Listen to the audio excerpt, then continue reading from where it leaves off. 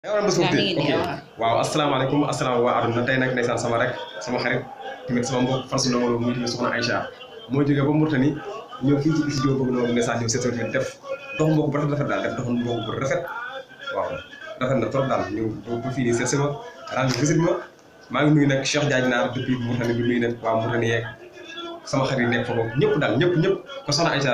waaw noo jàngate jóge mu fii après ñëw seet si ma xam naa kontaan rek ndax moom man damaa bëgg Ndongo Lo donc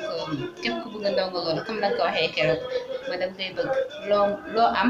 ak loo mel rek man dama lay bëgg donc loolu rek moom moo tax lépp lii yëpp Ndongo Lo moo ko waral waaw nekk soxna Aïssa tamit ndeysaan tey def nga lu rafet lu nice parce que xëy na tamit kër yi bëri na léegi nga jóge ba Mourtani yaa xam nga ñëw ba si ma seet si ma rendre visite ma seet si ma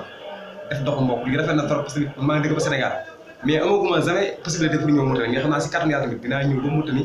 après Cheikh seet si encore spécial rendre visite seet si Cheikh Diagne seet si waat Mourtani yaa ñëpp parce que loolu dafa rafet yéen da ngeen jógee dëkk ak dëkk ak paas bi nu mu seedee ngeen paas jógee dëkk dugg ay bis jël taxi lu ne mu jaral leen ba Ndakaaru Njaay ñëw seet si benn bëgg ndongo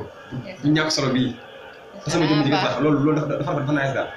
waaw di bëgg nag ñëpp di nuyu waa Mourtani yaa Aïcha tamit di la remercier di la gërëm bu baax di la wax tamit waaw remercier naa la daal